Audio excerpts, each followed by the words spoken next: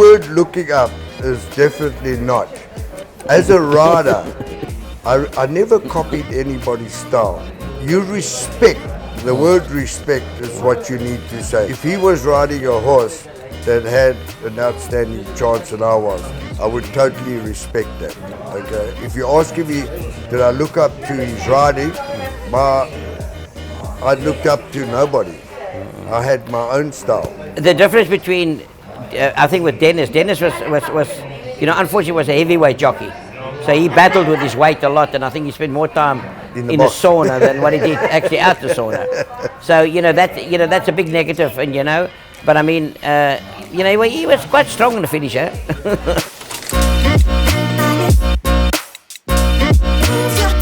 It was fun. Never a dull moment. Muis was a competitive rider. You get riders. You know, like Muis can be a rider. Keegan can. Muis would sort of run up alongside you and want to intimidate you. It all depends how you handled him, you know. You shout, hey, get off me. Hey, Muis, get off me. Otherwise I was going to knock you out, you know what I mean? But he would keep you tight. They were more tactical riders, clever riders. Riders who knew where they wanted to be placed. They actually knew the horse because they rode what Michael was saying. They rode work.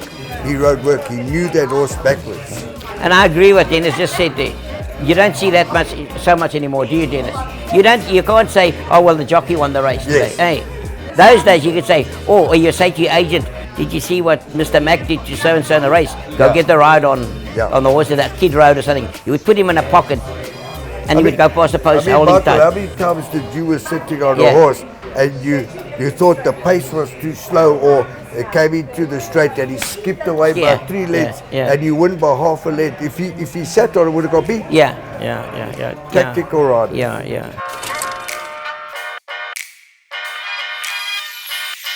If I had my chance again, I would definitely rather stay being a jockey. I think it's a lot more a one-man show. I liked riding, but my career was cut short. Muis had a fantastic career going overseas. He rode most probably some of the world's best horses, if not Matopa, and let alone the horses he's ridden here, Sentinel. You weren't around. You weren't involved. Sledgehammer Country. You talk about fun. He won the race at Scottsville. He cantered down with a hammer on a horse. Very good horse.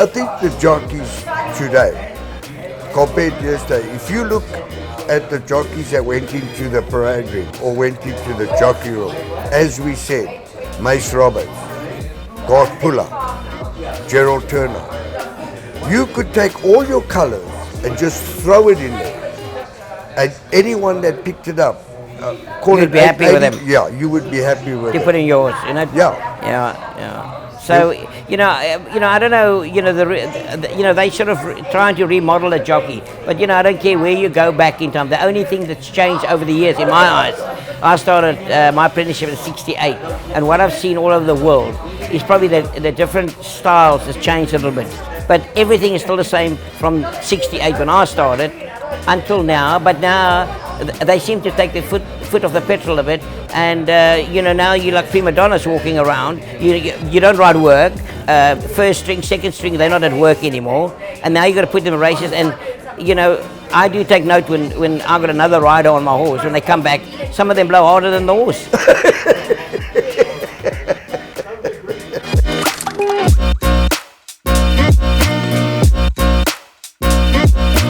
My wife always says, Werner always says, you know, when I walk onto the race course, I'm a different person. You know, I can't really, you know, sort of loosen up. But she said to me, as soon as he walks onto the race course, you're a different person, you know, because then my focus is what I'm going to do. I'm going to put him in a pocket. I can't. And he will too. Yeah. Don't you worry. He will. And you know, and I always think, I always like to have a game plan in a race. And you know, if I see, well, you know, if I got to beat Dennis, I know I haven't got the best horse, but I might just get him in a corner somewhere. See what he's trying to say. Tactical riding means that he learned at a very young age, because he was riding good horses for Herman Brown, Frederick and me, and all these people, Brian Cherry.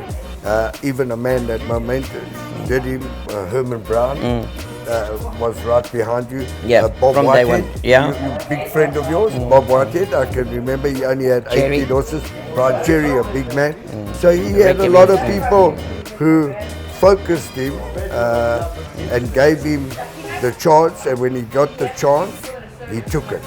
Some of the jocks today get given a chance and they think they own it.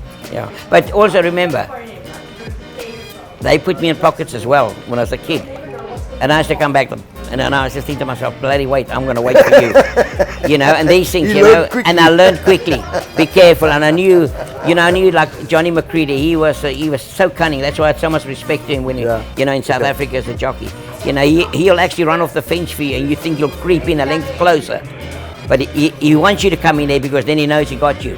Because you're not going to move. You know, you can't just knock your way out to get, you know, if you're in the pocket, you're in the pocket. I mean, otherwise you get disqualified. That's so, right. you know, that's how I also learned that way. It wasn't just given to me, but I thought, hang on, I'll wait for you too. And you're in a big, I'll also run off the fence. You know, so, you know, I was lucky enough, I could grasp all these little things very quickly, you know. So Mace, the man Mace was talking about, Johnny McCready, his granddaughter, I gave her first ride, first winner to. I did his kit for 7 years, and we used to have a stick called a whalebone stick. And when he had 3 bibs, he was neat. When he took out the crochet bib to put around, and he pulled the whalebone stick, I would put my head out the window and get somebody to put a few rand on, because then I knew it was in. The money was down. When he pulled that whalebone stick out and the new crochet one, and he was neat, you remember him? very immaculate. I mean, to watch him getting dressed after races, Yeah. he's the powder, he used to go on and he put his socks on first and his underwear, and then he used to go and brush his hair, then he used to come back and Correct. he was... But mate, He was actually, you know what, as a kid, we used to sit there and say, this man, is he for remember real? when they put the stuff in his shoes? Yeah, chutney. Chutney in his shoes. But Mace is saying he was neat. Yeah. Marty Scuba. Yeah, they were Gary all, Bird. yeah. Did you ever come to races in short pants? No. Did you see some of the jocks coming? Yes, and jeans, what I'm short saying pants, to you, and they had a quality. You had and to. like he was saying, I did that man's kit for 7 years. I had to put his number cloth over. I had to put his 4 bibs over. I had his sticks there. I had all his colours that he had to ride. And I was riding. And I had to do his kit first. But as I said to you, if he took out the one bib and the whalebone stick, you knew the business was on.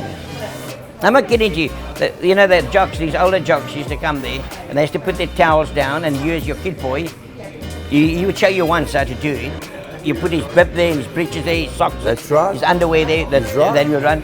Everything would be laid out for them, and they would come out, go for a shower, and it was just a Mace, different times, you know. Your boots that you rode in the days, remember the brown Yes, ones at yeah. the top? I rode in light boots, they were made out of paper. Yeah. He would never ever go into that parade looking like a scruffy. Oh no. Immaculate. Yeah, he was immaculate. Johnny was. No, but I mean, Mr. even Mac was. yourself.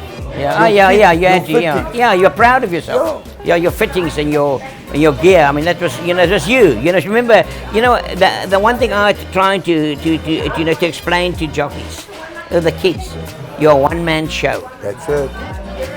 It's like you're doing your own business when you ride. You know, friends. When you're in a race, there's no friends. Otherwise, you won't survive. That I can assure you with him. Yeah.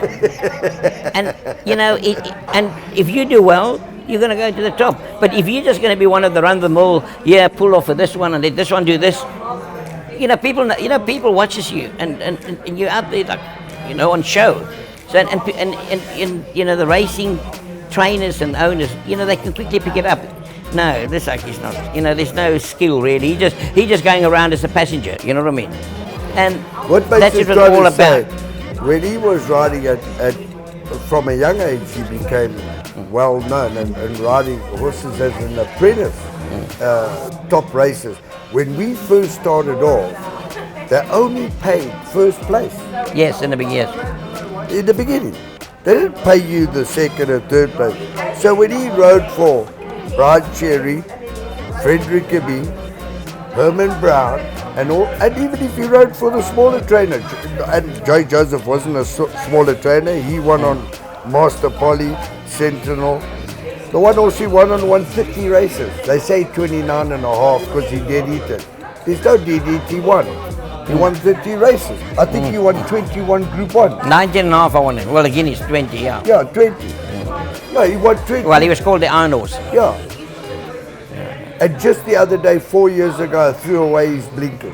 Green and black blinkers. Yeah. I owned them. And must I tell you something? When Muis was in his third year, if you go still look in his safe today, he's still got the first pound. He's on.